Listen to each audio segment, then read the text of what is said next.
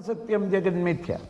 Brahman, the reality, the truth, the consciousness in us, that because of which we are able to experience everything is Satyam. Satyam meaning that which remains the same in the past, present and future is called Satyam.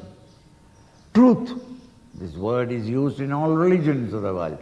But the translation of the definition of truth is only in Vedanta. Trikala abadhita vastu. That which is permanent and same, not contradicted in the three periods of time, the past, the present and the future, is Satyam. So the waves are asatya because they rise and they fall and die away. But the ocean, relatively, is Satya, permanent. The ocean was, is and shall ever be. The waves were there, but it is no more next moment. So Satyam, Brahman is the Satya. The Brahman, this higher state of consciousness is the permanent, changeless, immutable substratum upon which the Einsteinian world of time and space, the flux, is playing about. Brahma Satyam, Jagat Mithya. If Brahman is Satyam, that which remains all the three periods of time, the Jagat, the world of plurality that you are seeing, which is constantly in a state of change, is Mithya. Mithya, false. Now when you say false, don't say that the world is false.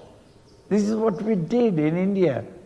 The hasty teachers emphasized that the world is Mithya, world is Mithya. So you have got no responsibility to the society, to the community, to the nation, to the welfare of your people around you. Why? It's all Mithya. So that when foreigners came to rule over or to conquer the country, people sat down. Because their philosophy said, what? This war is also Mithya. No. World is Mithya in the sense that it is changing, never permanent. Compare with that, the Atman, the Self is Satyam, permanently existing. No change in the past, present or future. So Brahma Satyam, Jagat Mithya. Iti, this kind of Vinishchayaha. No trace of doubt in your mind. You analyzed it, understood the significance of the word, that Satyam and Mithya, and you are convinced intellectually. Not that you have directly experienced, but you are convinced intellectually that this realm of change cannot be without a changeless substrate. Change can take place only in a medium changeless. Continuity of change can never be without a changeless substrate. In order to see the film in the picture house, there must be a changeless screen. The screen is not changing, but the pictures are changing. And the changeless supports the pictures and gives you the verisimilitude of a continuous movement. So you are intellectually convinced, Vinishchayaha. Soyam Nitya Nitya. This is called Nitya Nitya Viveka, the discriminative power of recognizing what is permanent and what is impermanent. Samudahradaha. Now Viragya. Viveka was explained, discrimination. What do you mean by Viragya? Viragya? Renunciation, rejection. What do you mean by Viragya? Now the teacher says, Vairagyam, that word term Vairagya means dispassion, means jihasa, a disgust.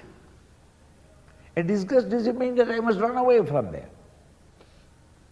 When you are seriously employing yourself in your work or profession, If your own son, blood and flesh, were to come to you and say, Papa, come with me and play marbles, no doubt you suffer silently. But what is your mental attitude towards it? Jihasa, disgust. I don't know why I created this one. I never wanted it, but here you are. But I can't help it now. Not that you jump at it and say, lucky my child, I am so happy that I can play with you because your mummy never plays with me. There is no anxiety, no hunger, no thirst for it. Jihasa. In what? Darshana shravanadibhi. In all things that you hear or see. Meaning, sense objects perceived in the outer world through your sense organs of eyes, ears, nose, tongue, skin.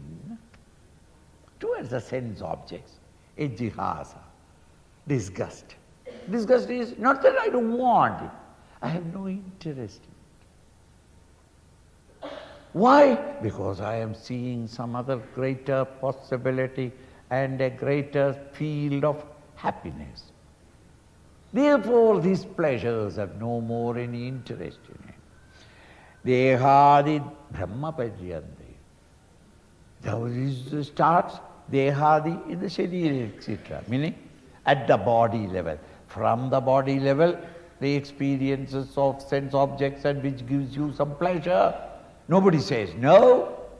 In those, to Brahma Paryanta, up to Brahmit Loka, the highest heaven, Bhogavastuni, in those pleasures, things of pleasurable things of the world outside, experience at this moment with your physical body, and even when the body is fallen away, if the mind and intellect were to experience a greater and subtler field of enjoyment in heavens, in any enjoyment from outside, objective pleasures, towards it all a disgust, an uninterestedness. If they are there, I am not going to run away from it, but there is no clinging attachment to them. When they are not there, I don't waste my time regretting of their absence. But if they are there, all right. This jihasa, bhogavastuni, in all the objects of pleasure, whether available with this physical body in this world or in the subtler realms of the heavens and others, up to the Brahma Loka, all pleasures towards them, a jihasa is called Viragya. Viveka. Viragya, yes. So thank you.